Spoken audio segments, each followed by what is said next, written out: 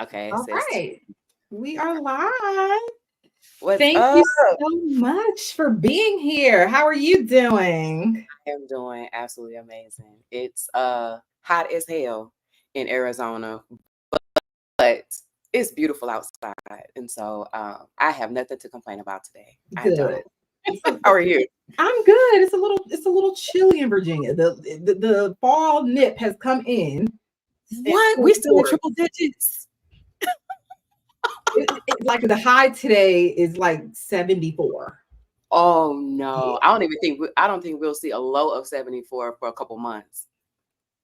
Maybe October. Listen, it get down to like the 40s and 50s at night already. It's weird. Climate change, but whatever. Right. Yeah. Heavy on the climate change. Yeah. But I'm so good. I'm so excited to talk about this conversation because I really wanted to wait. And also, I'm not upset that the conversation kind of died down because I think you definitely brought like a new perspective to what I was kind of already thinking because I was trying not to talk about it too Yeah. early because I had so much that I want to say. So we're going to talk about the Cam Newton interview with Dr. Bryant, but also the Cam Newton interview with Kirk Franklin, and then tie those two things together. So I'm so excited about this conversation because it is very, very necessary and important, especially entirely different perspective than what I see a lot of people takes are. So Mhm. I'm going to, if you want, you can go ahead and introduce yourself and everything, and then shout out all of your platforms where everyone can follow you, and then I'll play a little bit of the video, like the beginning of the video with him and Dr. Bryant, and then I'll play the beginning of the video with him and Kirk Franklin, and then we can roll. Okay. Well, hello everybody. My name is Muse. I am situated out here in Arizona. I'm originally from Mississippi. I'm an artist. I'm an events producer. Um, I work in social justice. I love Black people. Most of my events are culturally centered around Black folks and our experiences. It's called centered.phx. You can follow me there. You can follow me on the BOK Muse Effect on IG, or Muse Tees Prints on YouTube and TikTok. And catch my artwork, museteesprints.com. And I just be having opinions about stuff. Period. Thank you so much. And I am Daniela Virgo. You can find me everywhere on all platforms. It's Daniela Virgo on Instagram, on TikTok, and on YouTube. I'm not on Facebook. What is this on my shirt? I'm not on Facebook, but those three platforms you can find me on Daniela Virgo. And then we're gonna just go right into it. So let me pull up the video on YouTube of him and Dr. Cheyenne Bryant, where she was so brilliant. I loved everything she was saying. It, Like oh, everything. so many notes to So, take. oh my God. So let me share this screen and play this video.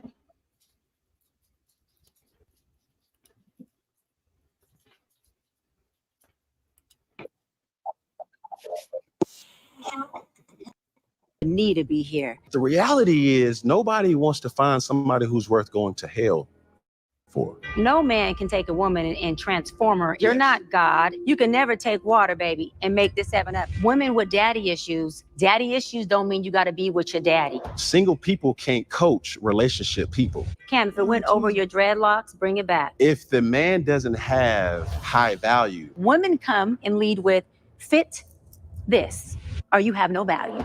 Men come in and go, all right, I'm here, and I'm going to learn how to be the best I can for you. Oprah's power. You think Stedman's low functioning or low value? nobody's making Oprah money. Stedman is not low functioning. And Oprah's not. Stedman is not low value either. Everybody's low value compared to Mama O. I would be a fool But that's to not, think. That's not always the case. I have at some point dated a man who is low value. What was she providing you? The functionality. The functionality. The what? Functionality. That's what you want at 35, baby. Have you been to Africa? You know Wakanda only come in Wakanda packages. I'm in Atlanta, baby. This is Africa. I'm not married. My desire to get married is lower than my fear of divorce. I have beautiful children. How many? 8. I didn't do my research. I thought it was 4, but 8. Okay. No, baby. It's By how 8. many women? 3. And this is the kicker. I want more. Would you consider me a high value man?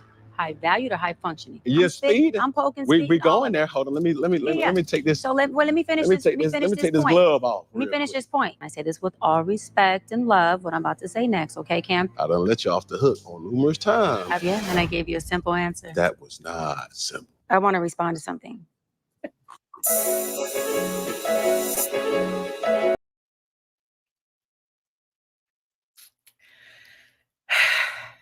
Okay.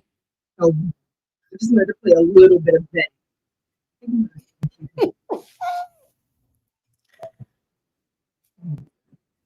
Cut it. Okay. Yeah.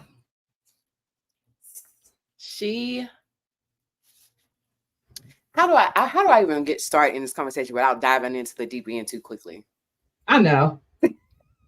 Because even with all that she knows, right? And you and I met when I was deep in selling my Decenter Men's Opinions merch. And it's still very much so my same similar sentiments.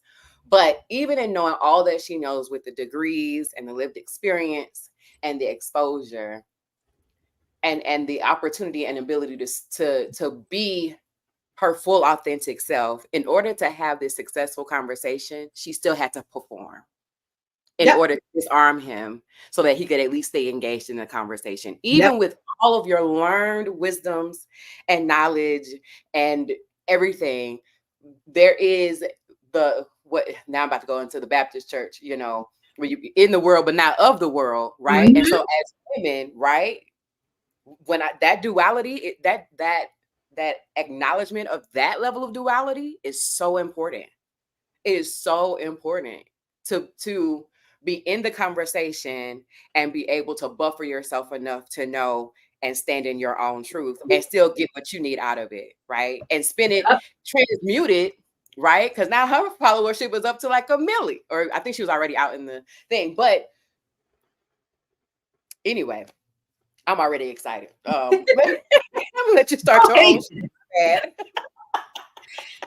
Yeah, like I noticed in one of the parts, if I didn't feel like ciphering through that, it was very difficult to sit through that entire interview. He was so uncomfortable, and like he was fidgeting, he was playing with his hands, he was uncrossing his legs, he was tapping the chair, literally coming undone, like coming undone. Now I do want to try to play this part, and hopefully it doesn't take me too long to find it, because well, I'll just say this, because I don't know if you remember this part, but at the very beginning, when he started to say, oh, I'm going to take the gloves off, I want you to interpret what that means to you before I kind of go on a tangent about what I thought it meant. But it was giving very much, he was on the defense. He intentionally brought her there because he thought he would be able to like put her in her place or whatever. Maybe after the Nick Cannon interview she did, maybe he thought that he was going to be able to have a one-up on her or put her in her place. So he started off from the very beginning, I think, on defense mode with her. So hold on, hold on 1 second. Let me try to find that really quickly. Yeah. Because I was like, this is odd. Like I understand why he would do that, but I was like, this is very strange. I'm going to say what it was. Okay, so do you know what I'm talking about? Yes. Okay, well, I don't have to get in. Because with just the notion of it, because most men who perceive themselves to be alphas do that, where they debate where they can. Right. And then when they know that they're going to have to level up their skills, then they're coming in defensive because they're perceiving you to be smarter than them. And most men's natural nature is to come in trying to establish dominance, especially over smart women. And we know that to be absolutely true. And so it's a blueprint almost. And the awakening part about decentering these men folk is like, once you see the blueprint, you can't unsee it. And it becomes like a formula of like, all right, this, or he's about to, and he's about to, because also what I found to be interesting after the whole, taking the gloves off thing, because now you've mentally sparred with them enough. Now they're turned on. Now I'm gonna take the gloves off. I'm turned on now. You could mentally stay here. Okay. I'm turned on now. Let's see. Now you can relax. Like that's still them still trying to control what the energy does next. Right. And it was very clear that he was not in control at all. No. And then and I think her pureness of her intentions when she came onto it was like very much irritating his spirit of like chaos that he came with. And so it was like he was so fidgety, he was so like annoyed from the very beginning. Everything that she said, it took almost an hour and 45 minutes into that interview before he finally found something that he was on the same page with her with. Like from the very beginning, he was like immediately dismissal of everything she was saying. And you can tell it came from a place of his own like insecurities about his life choices, his own insecurities about his choice to have a bunch of children, which from the clips, you assume that she knew. So like before I watched the entire interview, you assume that she knew how many children he had. Deep into a 2.5 hour conversation, you realize she says that I didn't know that. I only thought you had 4 children, but you have 8. So he was taking what she was saying as a personal attack. 5 minutes into the interview, when she didn't even know he had 8 children, she thought he had 4. So everything he was saying, but because she was stepping on his toes, he was like, "Are you done? That's not what I was saying." Like very combative from the very jump. Condescending. When you're not the intelligent one in the room, how dare you? When you're no longer the smartest person in the room. And let me not say that wasn't gonna be nice, but it let me pull up my note from the Kirk Franklin one, because there was some overlap. First, right off the bat, the note, it's around the 15-minute 45-second mark, whatever, on the Cam and Kirk conversation. And the thought I had was, most men's first examples of being double-minded comes from the church, saying one thing and doing another. And then it's their first experience of living a dual life. And Kirk Franklin says everyone lived a dual life. I would see the pastors doing this on Sunday, and then Monday through Friday, I saw the pastors doing this, and then on this day, and Cam is a PK, which I didn't know. Boasts that about his parents' marriage for like 39 years or whatever. And the thing of caution that I always say around, like, and I'm not here to bash marriage. If you get married, whatever, I'm engaged, whatever, but just because people are together for double digits don't mean nothing. That part. Like, yeah, the fact that with him being married for 39 years and what we publicly, I guess, kind of sort of know about his current relationship, you have to wonder, what was his model? You have to wonder if this is a 2-parent household that fits all of the proper positive stereotypes and statistics, and you have to see what was modeled. Because again, going back to the first time most boys, and then think about how most Black men aren't in church, because they're seeing the Black men that are in the church live double lives. Yep. And even when they are in church, I notice, like, because boy children and men get very different messages than women do about themselves, about church, about life, about how they should conduct themselves. Even when they are in church, they don't take it as seriously. They very much take it with a grain of salt, whereas in women take it as life and death. Yep. But men are like, okay, it's great, I believe in God, but like I still get the freedom to do whatever I want. And it's so, and that was my next note after that, was like his immediate, like after his immediate dismissal of her and everything, he immediately went into trying to discredit her by asking her if her parents were married. And I'm like, what does that matter? Like, your parents are married. And also, I did not know that I'm older than him. Like, you're 35. Okay. Listen. And so I'm like, and my parents have been married for 43 years. That doesn't mean anything. We've all come, she has, from her background, you know, she come from a very opposite upbringing than I did. My upbringing was probably more similar to Cam's. I didn't grow up in like typical church culture, but my parents were very like religious. So, and they've been married for 43 years. Also, I would not want my parents' marriage. So his incessant like harping on, well, do you have someone to pattern your, oh, the way I was giving her amen at her responses to him, trying to find something to like discredit or belittle her. Oh, you need an example of how a relationship, well, if you never seen it, then how do you know how to, like, that's not how relationships work.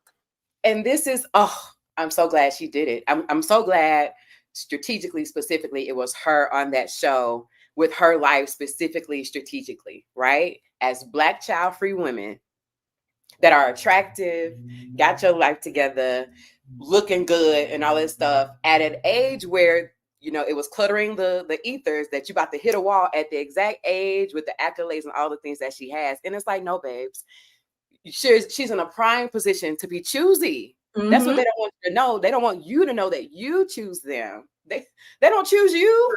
They propose to who? To you. You get to say, you get to select. Don't let these people, girl, don't get me started. Don't let these people have you out here. They propose to you. Don't get it twisted. You're choosing. You choose. You have the power to choose. And so I love that all of the attacks or attempts he was trying to have at her character, her upbringing, and he did the quintessential "Are you single? You got a man" little sassiness towards the end too. And I'm so glad. Yes. I'm so glad she's sexy on purpose. I'm so glad she is bold and authentic on purpose. And I'm so glad she was like a dope example of that being in the world, but not of it. Because although she had to do the pacification of the slight touch and the compliment before I like take you there. This is not what you're a good man. Like, you're here. I can tell you you're a good father. No, you can't. But okay, I get you're trying to like not set him off. But it's like the tiptoeing she was doing around his very, very fragile ego. You're like, no, you should not compare your marriage to compare your life, or if you want to get married, to the marriage of your parents or anyone else.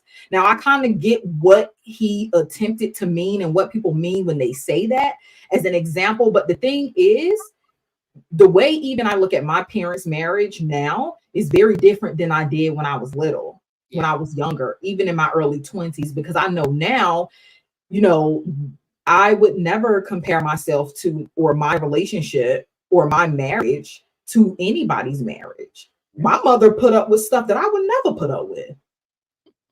And I have a relatively decent dad who's probably better than 95% of the fathers who exist, especially consider in the Black community specifically, most of them aren't present anyway. But like, and I still wouldn't want my parents' marriage, or wouldn't want, you supposed to tailor your relationship to your needs and your partner's needs. And she kept hitting him with he was getting more and more irritated that she was like on it. Everything he said, she had a response, to the point where he would just be like, well, I didn't ask you to say all that. Like, he was annoyed. He was annoyed because the way that she strategically just kind of sat in her power and like, what the moon do? Wax and wane. Like, she was literally like effortlessly.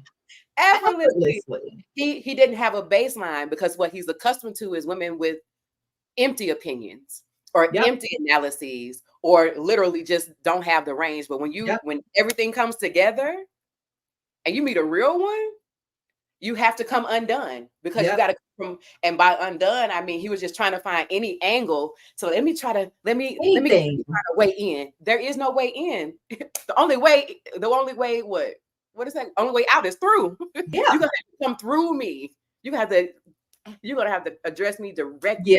You're not gonna do this Nah, what you trying to say? What are you trying to Oh, assume? did your your parents' relationship, did that affect you? How you see relation? Of course it did. But that's how you know when someone has actually done the self-healing work, when someone is constantly, and that work is never done. That's how you know, because, and that's also how you know when somebody has actually done the work and is constantly implementing it. Because when I know, when I do the shadow work, when I know the parts of me that are a little damaged, that need repairing, trauma, the way that shows up, you can't throw that in my face. You can't throw like anything. And then how dare you throw her parents not being married as if that was a choice that she had? Are you the poster child of what it looked like to have two parents being together? Because your parents up. I don't know if you can curse on TikTok or I mean on YouTube, but like your parents, where did they go wrong with you? Because they were married for 39 years and yet you are three-time baby mama having of 8 kids. And he speaks with this dang, let me see if I can find it in the book real quick. He speaks with like this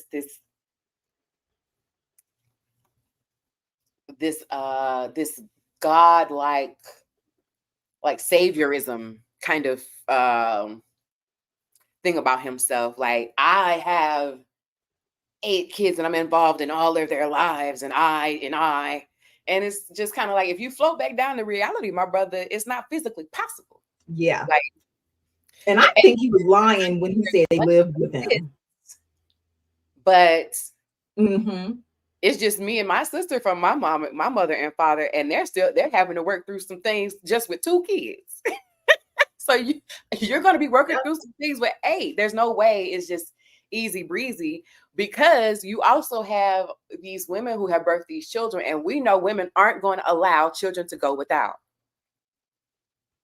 Be it family, be it friends, be it the other baby mamas. So he built his village to raise the child. Right. Literally what him and Nick did. There's no way, because what we will do as women is we'll bond, right? And so after, I don't know what their interpersonal relationships were, but assuming they all connect, because it's got to be good for the kids, right? They become each other's support. There's no way you're going to tell me that they haven't. And according to him, all the children live with him, which he said, after a few questions about it, all of his kids live with him. Okay. So all of your kids live with you. Do all of their mothers live with you too? Along with Jasmine? I think he was lying. I think he was just saying that to save face, but I don't know that man. So I'm going to go with he was telling the truth. And they all live with him. My hope is that he don't have a reason to lie. Exactly. But I would hope you would not lie about it. Man that's trying to impress a woman that's in front of his face that he can't get to. And that's what I felt like he was doing. Either way. I felt like he was like just trying to finally be like, damn, she getting me in every other way. Well, my kids live with me. So while you're traveling and filming, podcasting, gone for periods of time, who's watching your kids? Jasmine is watching all 10 of your kids, or do your baby mamas live with you? So y'all are in a like brothel. Oh, I know your religious parents are happy about that.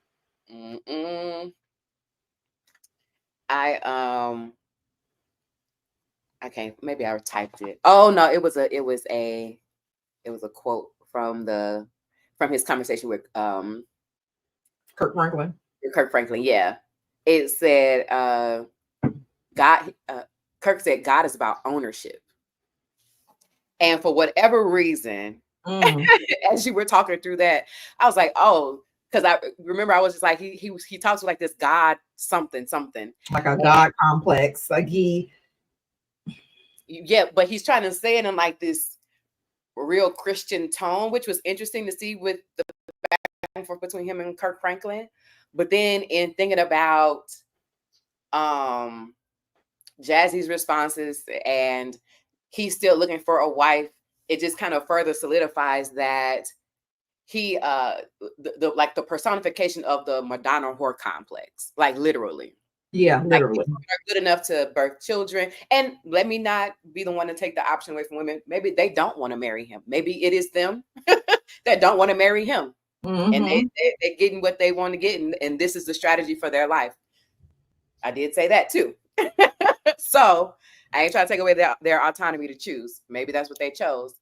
However, I find it to be intriguing that with such this holier than thou complex, and coming from this 2-parent household with this unnecessary need to dig at people whose parents are divorced, but you're creating broken homes times whatever, and then you're still looking for a wife. Like that was so connect the dots for me. That was so weird. That was so weird. Like, go ahead, finish real quick, because now then you get an understanding of what he really thinks about a wife. A wife is the last stop. It is the dumping ground. You take the what I got left, my leftovers. You don't get me at my best. Like the men be saying, you don't get him at his purest. Without his experiences, you don't get any of the first either. So again, what was modeled for you for this to be your idea? Which also, I have another quote that I got from the Cam and Kirk conversation about women and his idea of his mother. When women, mothers, grandmothers refuse to fully evolve, it stunts their sons from realizing that women are multifaceted versus an ostracizing and putting women against those women while simultaneously creating those women. Right. The talking out of both sides of their neck is crazy. But they learn it in church. They learn it in church. And that's exactly what I mean when I said, even when they are in church, the messages they get absorb very differently than it does for women and girl children. Because you get to just the men do. How much like reprimanding do you honestly think his very Christian parents give him with his continued not enough? I mean, granted, he's an adult, right? But like the psychological hold that your parents have on you, at some point you grow out of it, but like to a certain degree. But it's like, so they're okay with you continuing to also admit that you want more children, and you, no matter how they come, no planning, no ownership, no accountability, no responsibility. You just want God to send you more children, which means you get to stick and move in however many women you want, creating more broken families, broken homes. Now, I don't agree with the nuclear family model, but that's a whole nother discussion. Right. The way this society runs, we're going to go with the fact that that's the most effective way to live, even though we know that's not true. Right. But for the sake of argument, the nuclear family, the same family that you're trying to use against her to discredit her, that she never witnessed, you're creating 3 times over, and you still want more. How does that make sense? And that, my friend, is why there is my curiosity back to that post I made about performing submissive acts to get what you want. Because from the interviews that she did, in my brain, I don't know. I be holding wisdom. I want to play your video. I'm gonna look that up. But from her videos or interviews or whatever, it's just kind of like, oh my gosh, she's giving away her secrets. That's interesting. On which video? On Jazzy's video? Yeah, just in general, from the last couple of times she's been talking about it, and then the old, like the older ones when she was on, is it Cheyenne Bryant? And it was another one. Yeah. I remember. Right? Like, oh, this is interesting. Very, very interesting. Yeah, like. And like when I saw your video, I'm gonna try to find it really quickly. I think I saved it, but I'm not sure. But like when I saw that, I was like, yeah, because I followed her for years. I loved watch Jazzy. I love Toya Turnup. So I follow her for years. And I was very familiar with her. A lot of people hadn't even heard of her before all of this, before she before she got pregnant by him. Yeah. So when you said that in your video, I was like, damn, she's really implementing everything she joked about in Toya Turnup in her like clips and stuff. And she would do stand up as Toya Turnup, and she would do stand up as Jasmine. Yes. And I was like, and majority of people, that was the first, you were the first person I heard have that take. And I was like, damn, like, listen. Yeah. TikTok is not letting me be great because I really wanted to see. Oh, it's all good. So you can always share your thoughts. Yeah, I shucks. Do I don't know my TikTok stuff on it's saved on my phone. Let me see. Oh wait, I could just search for it, huh? TikTok. Oh yeah, will it let you share your screen? Let's see.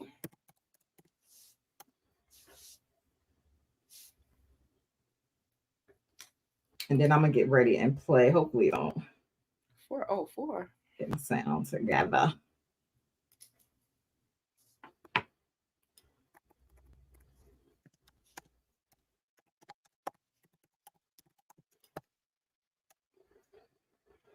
And the amount of people that is like the amount of people that feels like he's some kind of like genius, even he think he does, like you say, he feel like he has a God complex, like you feel like you this Christian man, sir, stop it, please, because he know who she is.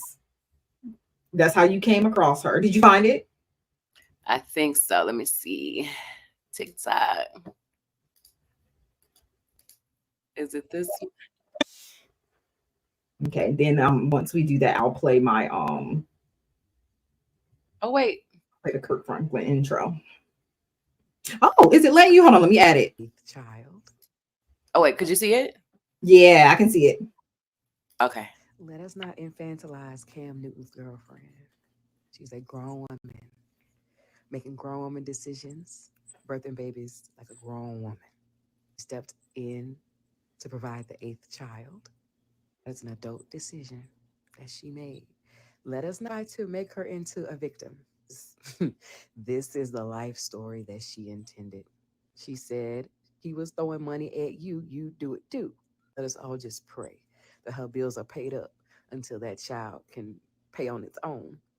Let us pray that all of her utilities, all of her insurances, and everything that she needs for a regular daily walk with the Lord on a daily basis are paid up. Okay? To the top of the Empire State Building. Make sure everything's paid up, baby, with a little extra under the mattress. I pray your plan is solid, but she is no victim. She just procreated with a fucking idiot, but she's no victim. Don't do that. She told you on another interview that she knows when this man's breathing pattern changes after rubbing his back. Maybe she's no victim. She has studied her prey. Is it going to be easy? Probably not. Does he sound like a hard person to have a conversation with on a regular basis? Yes. But did she calculate the risk? Let us not infantilize Cam Newton's girlfriend. Wait. Is it this one? Now, yeah. Kendall, this is where the shit gets good. Yes. I don't think she's ever been talking about submissiveness. She's been talking about how she's been studying her prey. It's not submission. It is not submission. We have to know when women are talking about submission, and we have to know when women are deep in their bag of performing submissive acts to get what they want. Now, Kendall, this is... Girl, listen. Let the church say amen. And lived enough life and been in some different anyway, that's a whole other conversation. But the way I have been in and out of different like industries and like circles of people, and just even in my own discovery of womanhood and humanness, and just paying Mhm. attention to humanity in general, and then also being raised Southern Baptist and the church and all this other kind of stuff. I said, oh, she wasn't hiding it. She been telling y'all this what I'm gonna do if I pull a rich one. Yep.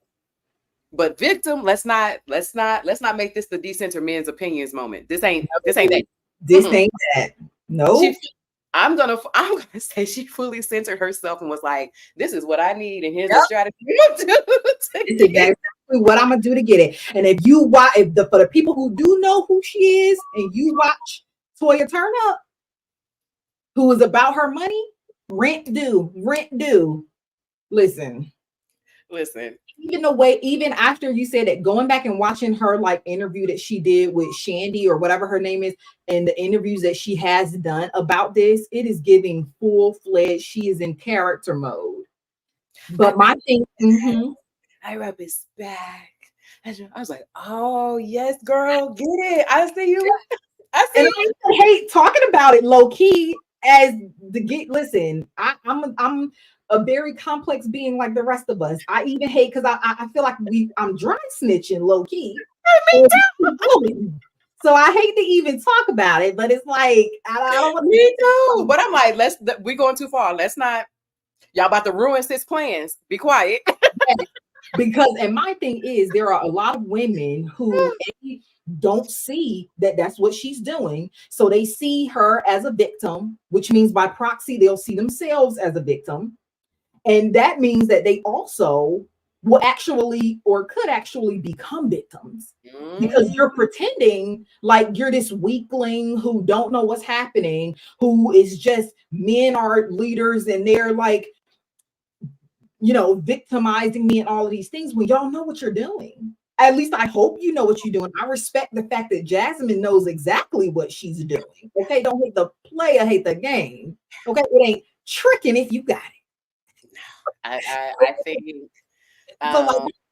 it is definitely something to be studied, but you can only know it if you're studying yourself. And back in I'm from Mississippi, so I say a lot of Southern things, but like we would just flippantly be like, ain't nobody studying you, right? And as I'm getting older, I'm like, oh, I am not studying you at all, actually. You should be concerned when I start studying you. Because what does study involve? Deep research, deep note taking, deep observation. You want me to pay? I'm paying attention to everything now. Yeah. So you can get that at the end. Exactly. Because a lot of women won't admit that those things are also in them, and they're actually in control of a lot of things that happen to them. You're not this like tiny, listen, Helen of Troy. A man's desire for women will ruin a whole nation easily. So don't pretend you either will that power or you let it take control over everything. You let it destroy yourself, your children, your man, and everybody else. Listen. But pretending that it's not there, pretending that it doesn't exist inside of you is a whole other story. And I think the thing is, a lot of people, especially those who have heard of Watch Jazzy or Toya Turn Up, they expect it to look a different way. They expect it to be, I make this nigga pay my bills and you're gonna pay my bills and he's gonna love it. And my man. No, hers is quiet, performative submissiveness. Period. She know what she's doing, but so many women will then, because they don't understand that she knows what she's doing, they'll go and try to pattern themselves after her and end up Schitt's Creek without a paddle because Jasmine know what she's doing. She know how to play the game. I hope the game lasts. I hope she don't get lost in the game because that's also what happens. Because a lot of people listen to women like Shira, but y'all don't understand where Shira is coming from. Shira is a dark goddess. She is not coming from a She still goes on these lunch dates in those high profile areas. Still. period. And she is coming from a place most women can't even fathom. So when y'all, and that's why she will say herself in many videos, most of y'all will never be able to do what I told you to do. Yep. Because you don't understand the place that she's coming. She's coming from a place of power. I believe Jasmine is coming from a place of power. I just think it's not as well thought out because at the end of the day, you don't have the secure, and I feel both ways. There's a certain amount of security you have in autonomy when you don't get married. Yep. But there's a certain amount of security you have in marriage as in terms of divorce and being able to split assets and things like this. Personally, the type of person that I am, I would prefer my security to be outside of marriage because I want to get up and leave when I feel like it. Yeah. I don't want to have to go through the court system. I don't want to have to do that. Now that depends on also who I'm dating. So, but I know who I am. I know that because I'm aware of that, I would be more equipped to navigate both of those scenarios. See, women who will see that and don't understand where they're coming from, don't every time. You'll lose yourself in the game you're playing, and you'll forget that you're playing a game. And I really hope that she doesn't get to that point. At this point, I don't think she will because he is so messy. He is making it very known. You literally got on a podcast and you told the entire world that you're still searching for your wife while you got a girlfriend at home feeding you and taking care of her baby and her bonus children. So I hope that kind of keep her in check to where she don't get lost in the game that she's playing and that she's preparing herself so that if she have to go or he decides that he's done with her and that child, that she's not on her ass. Yeah. When you were talking about getting lost in the game, I was up this morning and a thought came to me about love, because this whole love is blind phrasing really grinds my gears. Okay. It really bothers me that people would associate love with non-clarity. But it makes sense with how people approach love. But the thought that came was like, love is not blind. It's the most clarifying thing you can do. Now, what love will do is help you find ways for love to still be here or to still be there. And so then that's when you start patchworking the voids and them empty holes and stuff and calling it love. And it's like, no, you saw it. You just figured out a way to accommodate it. Because that's also what love does. Love nurtures a thing. But when you are in search of something to love you back, then that's when you get lost in the thing. When you're the love of your life, you can share love, you can give love, but you are the only standing love of your life. And when you start allowing other people to kind of, for lack of better phrasing, cook in your kitchen, you start losing your own flavor. Like, everybody need to be in your kitchen now, right? And that these men come across here.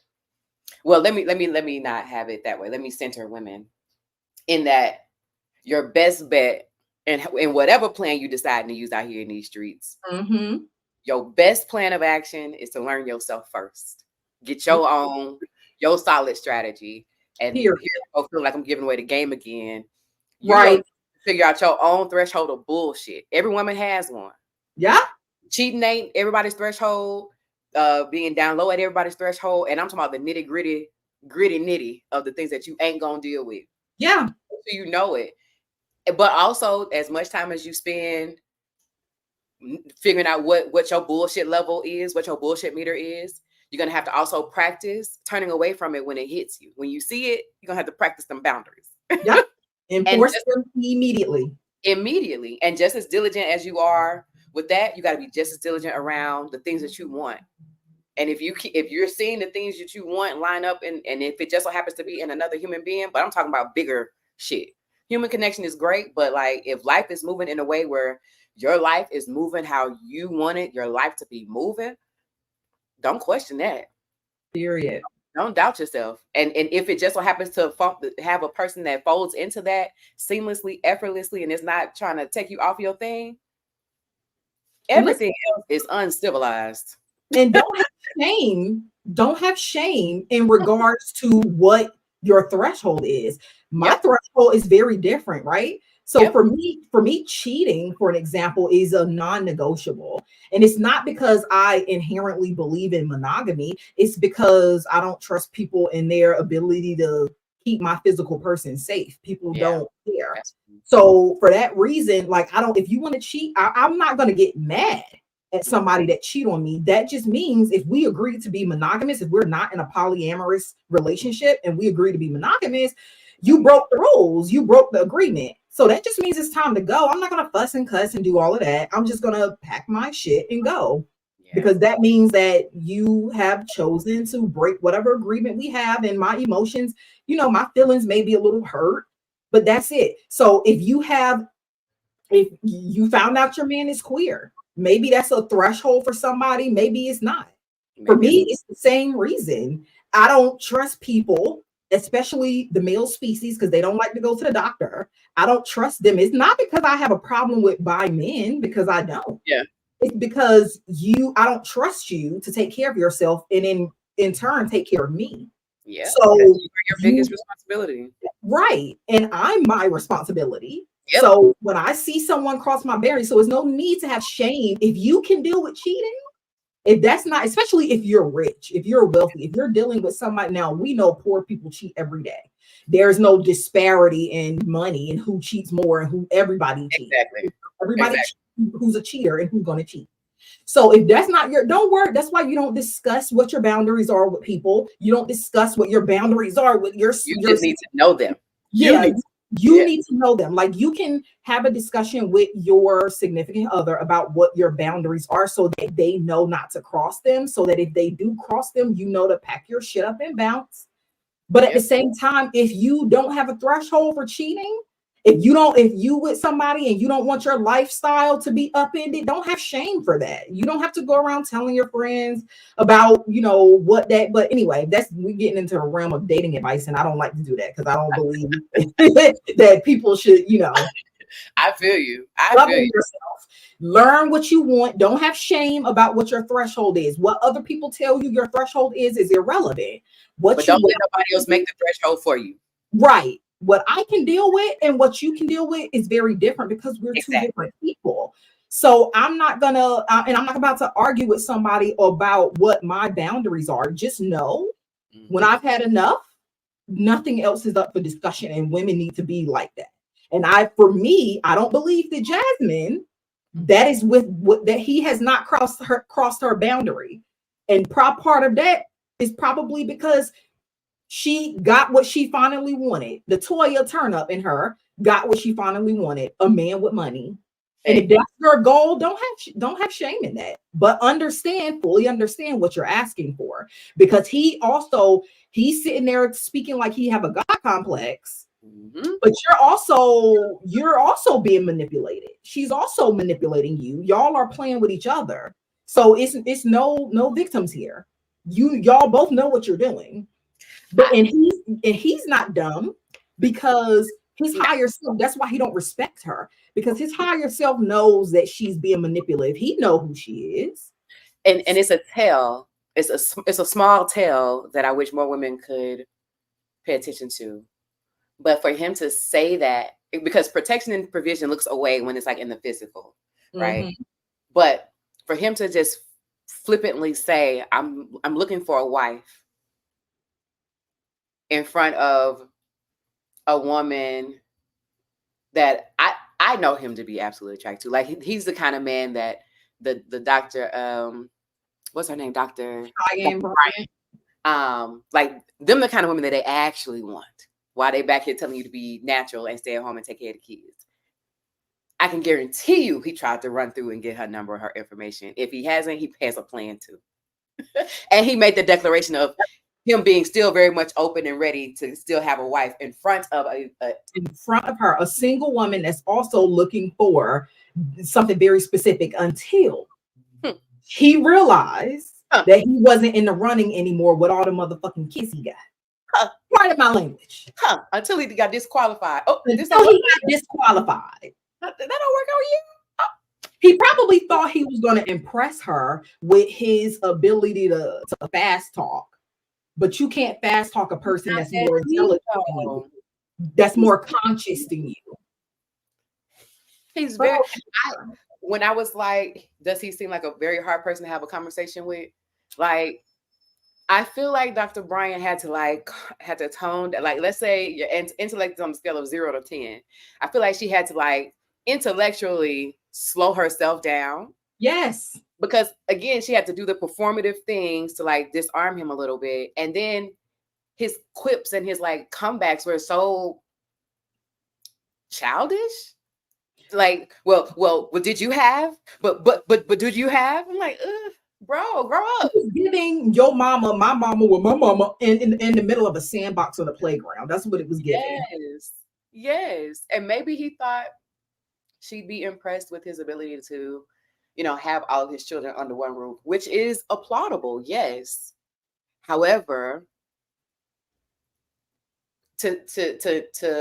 I would at least say you're still looking for a wife while you have a partner at home who's assisting in the rearing of these children. You're still unfulfilled in a way that continuing to look for a wife or continuing to have children will not feel that. Yep. You're looking for something else, my G. You're looking for something else. And nobody can give you that. And playing devil's advocate, I understand like the position where, not even playing devil's advocate, because I think that I'm a well-balanced person. So I'm able to see, things from every angle and kind of put myself in people's shoes. So I understand the sort of even trauma that will come with being a man coming into a whole lot of money. Not necessarily, he probably grew up middle class, but coming into a lot of money, and then, or anyone really, and then not really having so much money that you can't trust people. But then when, like she was saying, you operate so much in that fear of divorce or whatever he was talking about, that you end up getting the very thing that you say you're afraid of. You end up getting the very women who are after you for your money, instead of tightening up, doing the work, but you let ego drive the bus and take the wheel. And so you end up with the very thing that you said you didn't want. So you end up with a woman, because what he wants is, he probably want what most people want. You want partnership. You want somebody that really loves you, but you're not willing to dismantle all of the things that are preventing you from getting that. You're not willing to dismantle all of the programming through religion, through patriarchy, through capitalism, through all of these things. And then I want to get into the high functioning, low functioning, high value, low value aspect. He's the one who everybody is running up with that word, but I've never heard anybody use that before Cam did. And now everybody is talking about high and low functioning. I think we'd be creating words on the fly. Language is always evolving. Because I'm like, high value came out of nowhere. Nowhere. Low function. I'm like, all right. It came from Kevin Samuels. And now that he's dead, I'll say his name, because I wouldn't when I was on YouTube. Like, I don't know. So when Kevin Samuels brought in the high value, low value, and it's such a shame that people don't understand how things, your life, your love, what you're looking for are supposed to be tailored. They're supposed to be custom made for you. Nobody can tell you what you need and what you want. Only you can tell yourself that.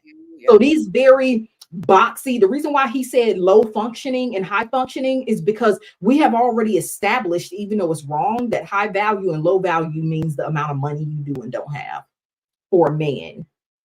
For a woman, high value, I don't know, they teeter between high value for women being money, but also being looks and whatever that means, because attractiveness is subjective. We aren't attracted to the same people. So how can you box in what, to me?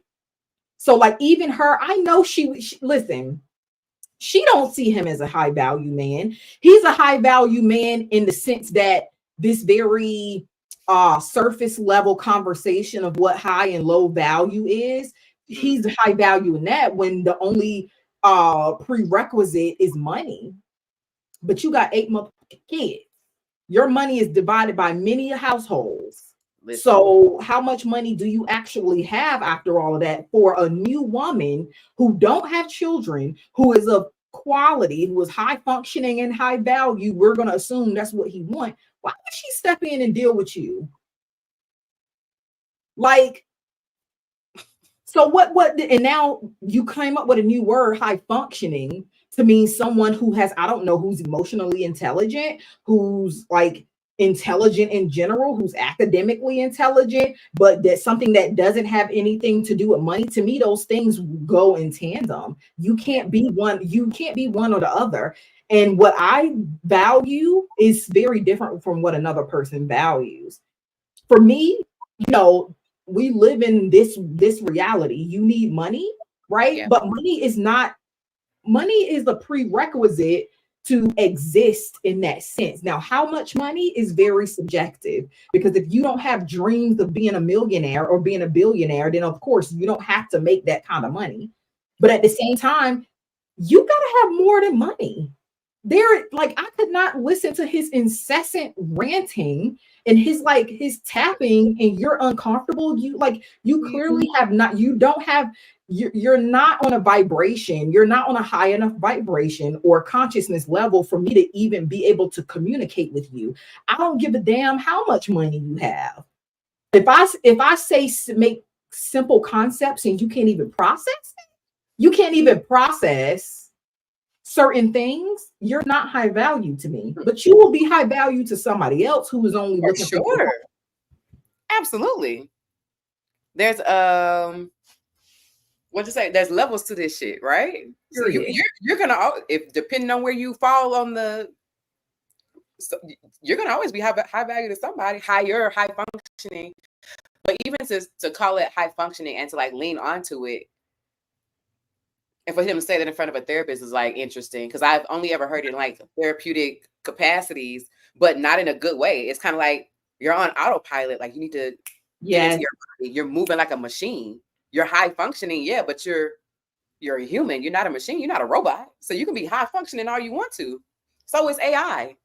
Where's your humanness? Where are you? Are you present with us? Is he in the room with us at this time? Okay, high functioning, but that tells me you're in distress. That tells me you about to run out of gas real soon. Functioning? Mm-mm. Nah. Yeah, that's people with addiction problems are high functioning. People with depression is high functioning. At some point, you're gonna crash. At some point. At some point, it's gonna become all too much. Yes. I'm gonna play the Kirk Franklin. I'm gonna play the beginning of that. Hopefully my computer and everything act up. And since you watched that whole interview, I'll let you take the reins on that. Yeah, because the clip that's going viral after watching the whole thing, I'm like, is Kirk trying to tell us something? Wait, which clip? Do you have it? The one about, which one you about to play? I was just gonna play the beginning of the interview. So that's saying a bunch of different stuff throughout the interview. Okay, let it play. It'll drop a memory. Okay, because I'll let me share that. Yes. Because there's one where Kirk is saying about how the church demonized singleness or something like that. And I think that was one of the little viral clips. Yeah. Which I think maybe he touched on that in this very beginning, hit the intro of it. So let's see. Biggest gospel artists of all time. You're wearing designer from head to toe. You sell out arenas. Everybody knows who you are. But the success it's the biggest. Brings a certain level of trauma. Oh, for sure. You told me before we went on air, you said, don't be asking me no layup cute gospel questions. Yes. So we're going to get on into it. If they fall, we should be praying for people because we know tomorrow will be us. I represent Jesus. I am not Jesus. I was an insecure kid, abandoned with low self-esteem. The only time people paid attention to me was when I was on the piano. We don't give people a chance. We write them off quickly. I was taught to be afraid of God. Everybody not gonna get the come up. Everybody not gonna get the bag. Everybody not gonna be an entrepreneur. Everybody won't. Gospel music ain't gonna pay me like hip hop music can pay me. We don't want no gospel in the house tonight. That's it. I want to talk about Jesus, Jesus, Jesus, Jesus, Jesus, or drugs, drugs, drugs, drugs, drugs. I saw many times with Kanye that nobody asked the hard question. Don't be no 30, 35-year-old single black woman and go to the family reunion. Why you not married? Where your man at? You know what? For the first time ever, I'm going to tell the story. This is between me and my kids. You stand over there and let me deal with my kids. She did not deal with her kids. Even though I overheard her when I was 13 tell Gertrude, I didn't want to have him, I wanted an abortion, but you wouldn't let me. Then marriage has been weaponized. Giving has been weaponized. Sexuality has been weaponized. We're not going to let you work with the youth ministry if you're single. You can't do this if you're single. Where my camera at? Right there, right there. And then crucify people when those same marriages fail. The Bible is full of whoremongers, prostitutes, hoes, liars, thieves, cheaters, adulterers, murderers. You know the most powerful phrase that a believing person can be able to say to someone in 2024 is going to be this. You're preaching. I'm about to smoke that cigar. No, you're not. I don't even think it was that powerful of a quote. That's some powerful editing. Exactly. They made it sound real good. And I didn't watch the whole interview. It wasn't keeping my attention, but I saw the parts I needed to see. So when they were starting to talk about when he made his commentary about how the church makes single people feel, and there was some valid language in there, but it was interesting the lead up to it because they were talking about, I think Cam asked him something about how did him and Tammy meet, like to begin to tell the story about how Kirk and Tammy, and Kirk immediately goes into this whole thing around, you know, the clip that's going viral, like, you know, marriage in church and demonizing single people and this, that, and the third. I'm like, but he asked you, how'd you meet Tammy? Why are we talking about this? I have no context because I didn't even get to that part. Just like the clips that went viral of him and Dr. Bryant, I assume she knew about all his kids, but when you watch the whole thing, you get more context of what led up to that conversation, because just by you saying that, now that sounds like he really didn't want to get married. He got married when he thought other tidbits that came out. Because my notes keep saying, like, is Kirk trying to tell us something? Is Kirk trying to tell us something? Or either he's like trying to promote a new album or he got a new single about to drop. Because it was really like this, I'm trying to drop these specific phrasings for in the specific mic drop moments. And I'm like, I don't know what's happening here. And then I have, is Kirk and Tammy, let me not say, I don't want to say that online because I ain't trying to put nothing out there on these people. But I just kept having these questions of like, is he trying to tell us something? Or is he involved in the scandals? Or is something else happening on a personal level? He kind of talked a little bit about the documentary, with and trying to find his father and his mom and all this other stuff. And then it was just like this rambling back and forth again. And I'm like, is there something that is happening? And then towards the end, I got it. He and Tammy are empty nesters, and they never knew each other without kids. When they met, they had kids, and now there are no kids in the house. They don't know each other. They don't know each other. They don't know each other. Like, oh, that's why you immediately went to like when these marriages fail. But I'm like, oh, what are you trying to tell us, sir? So I don't know. I think they're still married. Yeah. Okay. Yeah. But I was like, oh, they're empty nesters. And then he was like, yeah, we never knew each other without kids. And I was like, and you don't know, neither of you know who you are. Listen, that's why I go up for people not having children too soon. Woo. I can't wait to be the goddess of fertility again. Period. Listen, I'm so here for it. A drought. Huh? It's gonna be a drought. Not a single portion of rain to be found. Listen, I ain't mad at it.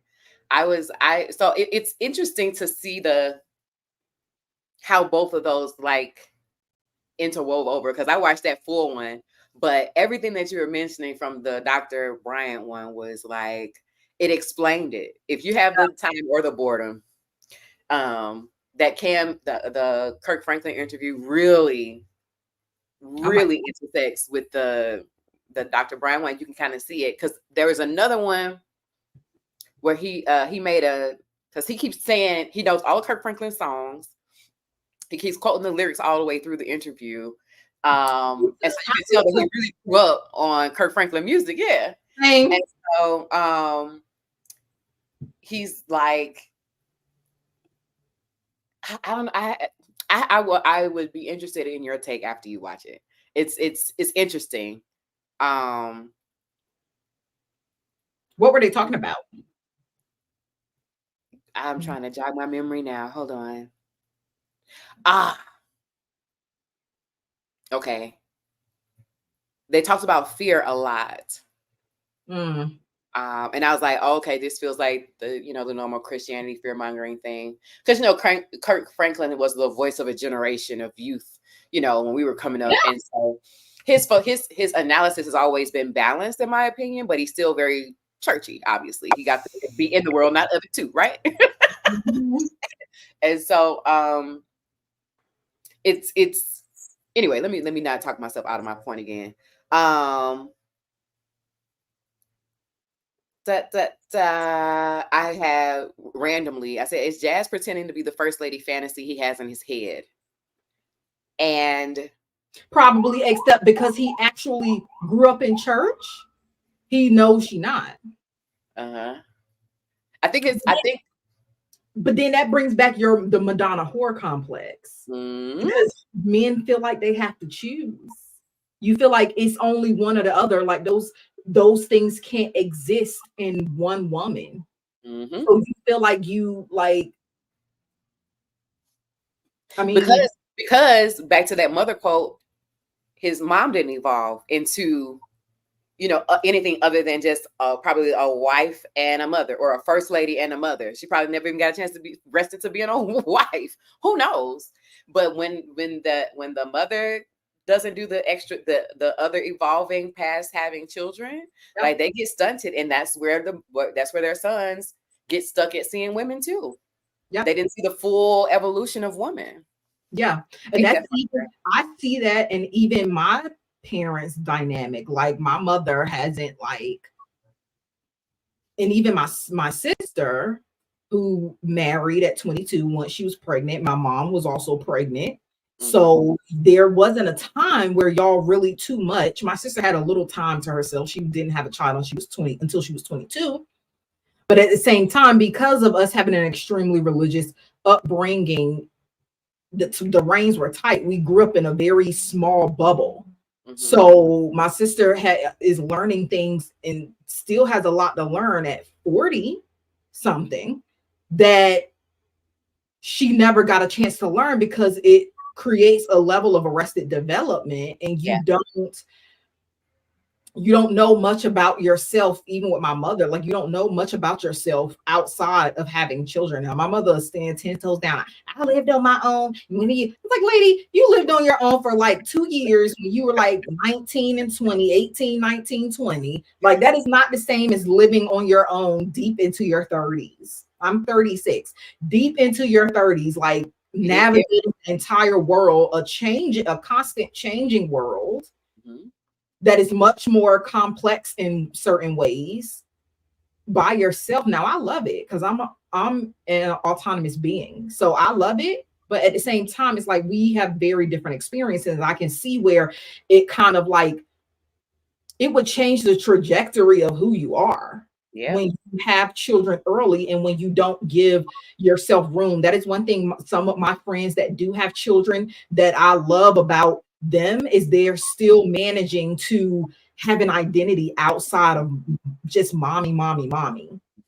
And I think this is probably a whole other tangent, but I think that is the, or could potentially be, the joy of parenting, because you literally hit copy paste on yourself, and now you get and you're still having to model evolution to little you, to the inner you. Yeah. Your literal inner child is outside of you, and you still got to walk up through life too. You know, I don't think a lot of people look at it in that way, but that's just how seriously I take it. Yes. Like your inner child's on outside of you.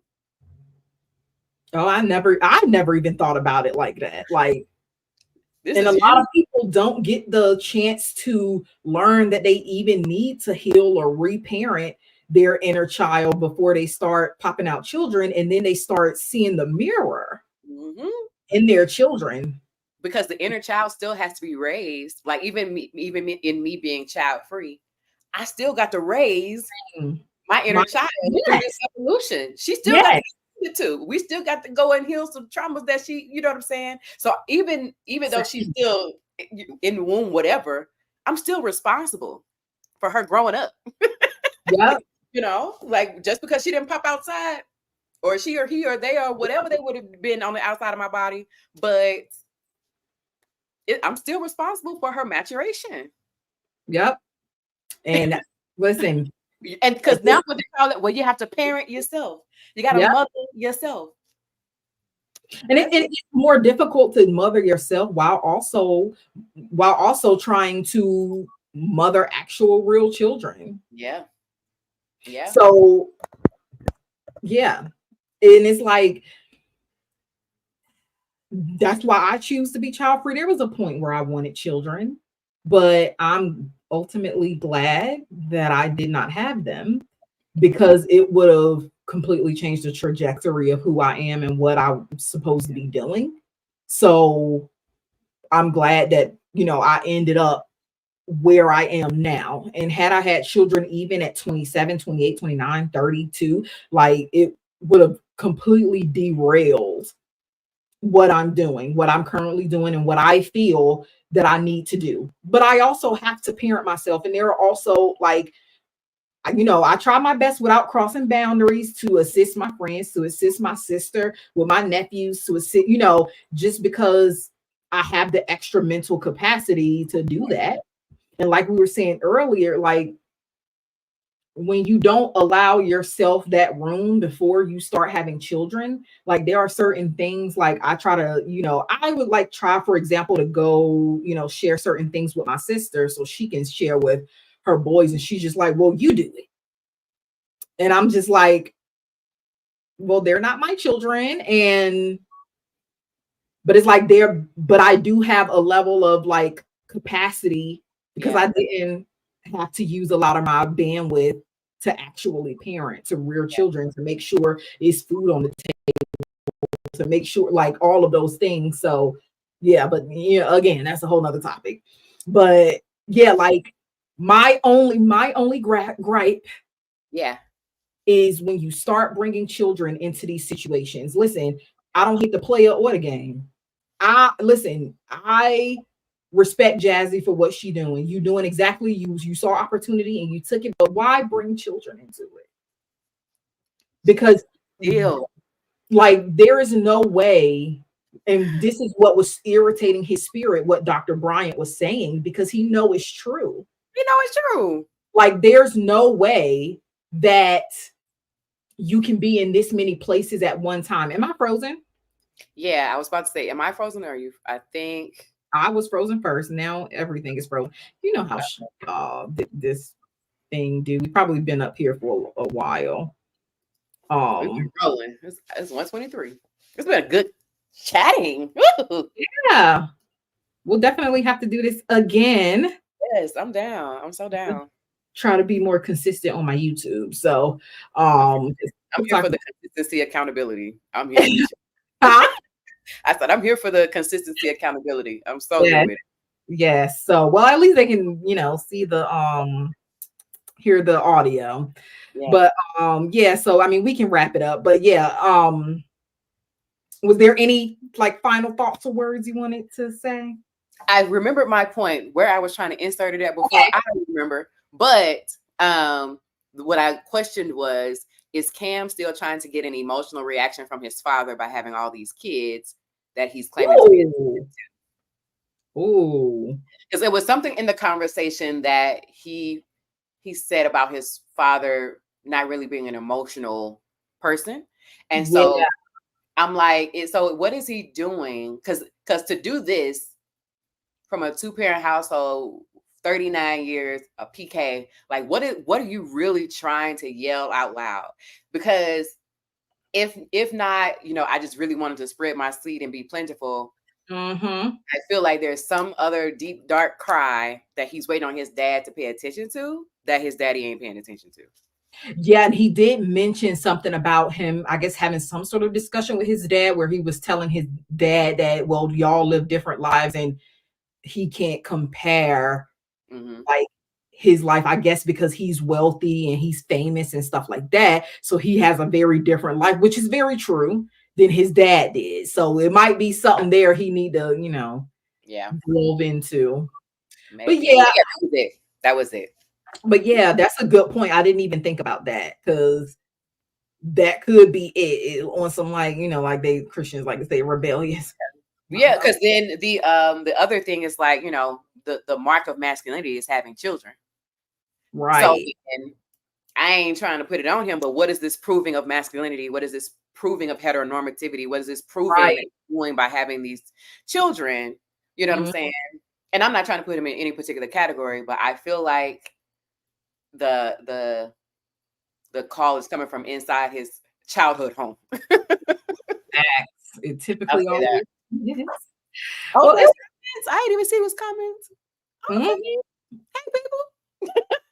Yeah, Yeah, that was it. That was it. I'm glad I came around okay. to that point. Well, yeah, well, it was great chatting, of course, again. So we'll definitely do this again.